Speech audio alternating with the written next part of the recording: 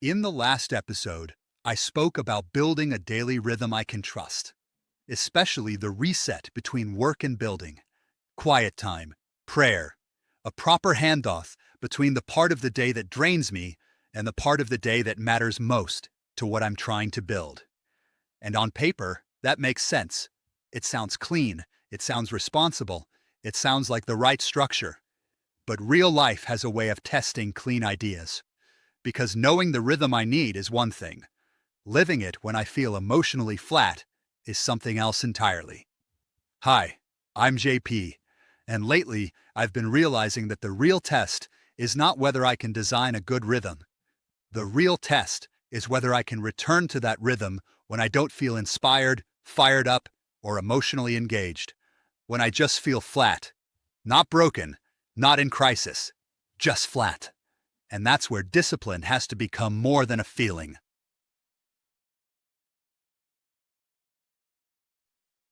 A plan always looks cleaner before the day touches it. When I think about the ideal version of the evening, it's simple.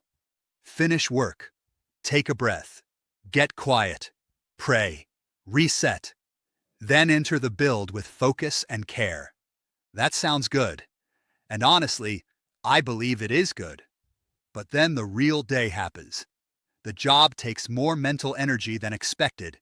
Something small irritates me. The day feels dull. My mind feels used up. And by the time I get to the part of the day where I'm supposed to build, the clean plan feels much harder to live. That's the difference between theory and reality. Theory says, this is the rhythm. Reality asks, will you still return to it when you feel nothing?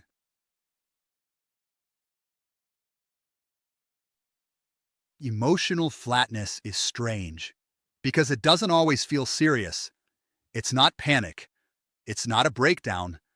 It's not some dramatic moment where everything feels like it's falling apart. It's quieter than that. You just feel low engagement, muted, like the day took the edge off your focus. You still care in principle. You still believe in the vision. You still know the build matters. But emotionally, you don't feel connected to it in the moment. And that can be dangerous, because flatness can make you drift without noticing. It can make you delay the reset, skip the prayer, postpone the work, or show up with half your heart and tell yourself that still counts. And maybe sometimes it does count. But if flatness becomes the normal reason I disengage, then the rhythm I said I needed never really becomes part of me.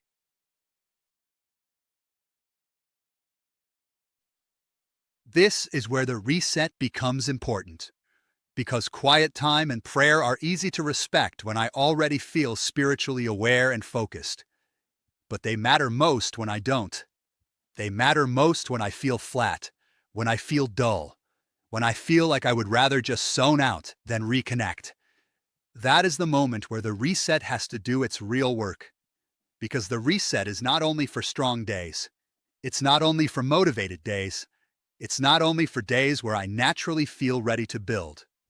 The reset is there for the days where I need to be brought back, back under God, back into purpose, back into the bigger picture, back into the version of me that remembers why this matters. And I think I need to stop waiting until I feel ready to enter that space. Sometimes entering that space is what makes me ready.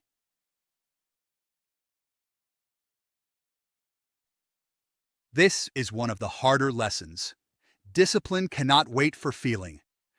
If I only build when I feel emotionally engaged, then the build becomes too dependent on mood.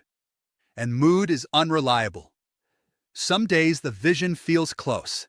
Some days it feels far away. Some days I feel sharp. Some days I feel flat. Some days I feel connected. Some days I have to work to reconnect. That's normal. But if my rhythm rises and falls entirely with how I feel, then it is not really a rhythm yet. It is still emotional. And I don't want the future I'm building to depend only on whether the day left me feeling inspired. Because many days won't.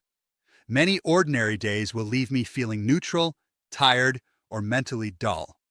That cannot be enough to stop the build.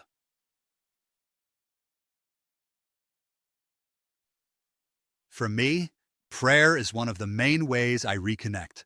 Not because prayer is a box I need to tick.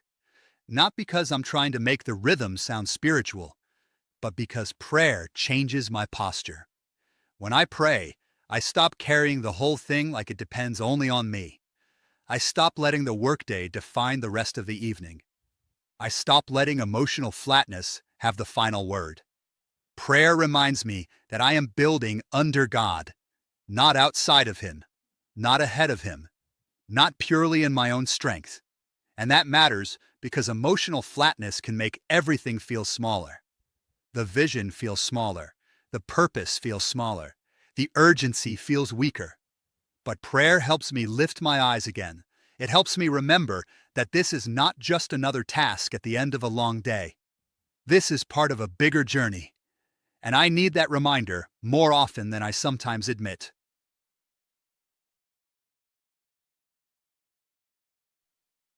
The other thing that helps me re-engage is remembering the bigger vision. Not in a hype way, not by trying to manufacture excitement, just by reminding myself what I'm actually building toward.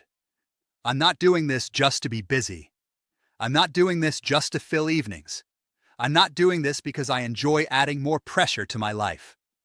I'm building toward freedom, ownership, time that belongs to the right work, a life where my best hours can serve what I believe I'm meant to build.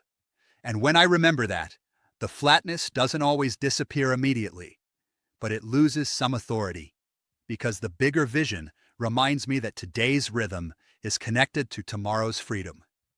The small reset matters. The quiet prayer matters. The decision to still show up matters.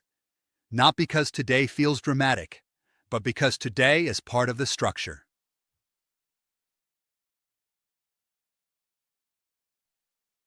Now, I also think there has to be grace in this. Some days are genuinely heavy. Some days the body is tired. Some days the mind needs rest. Some days the wise thing is not to push harder, but to recover properly. I don't want to turn this into a harsh system where every flat day becomes a moral failure. That's not healthy. But grace is not the same as excuses. Grace says you're human, pay attention. Excuses say you're flat, so disengage.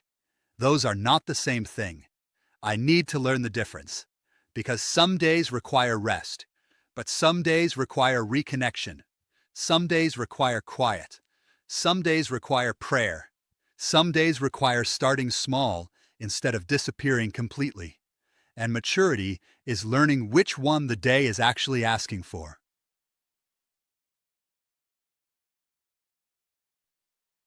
This is why I think episode 51 matters, because this daily rhythm is not just about productivity. It is identity training. Every time I return to the rhythm when I feel flat, I become a little more trustworthy. Not perfect, not robotic, trustworthy. The kind of man who doesn't need every day to feel inspiring before he does what matters. The kind of man who can feel flat and still reconnect. The kind of man who can pray before drifting. The kind of man who remembers the bigger vision before the day convinces him to shrink it. That matters to me. Because if I want freedom one day, I need to become someone who can carry it. And that starts here. Not in the perfect future, but in ordinary evenings, in small resets, in quiet prayers, in the decision to return before I drift too far. I know the rhythm I need, but knowing the rhythm and living it when I feel flat are two very different things. And that is where I think the real work is right now. Not building a perfect routine. Not pretending every day feels meaningful. Not forcing emotional intensity that isn't there. But learning how to reconnect.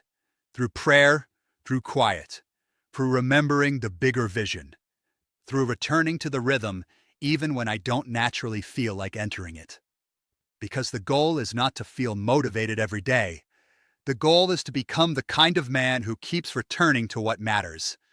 Even on flat days, even on ordinary days, even when the structure doesn't feel exciting. Because that is where trust is built. That is where discipline becomes real. And maybe that is how freedom starts being stewarded before it even arrives. I'm JP, and I'll see you in the next one.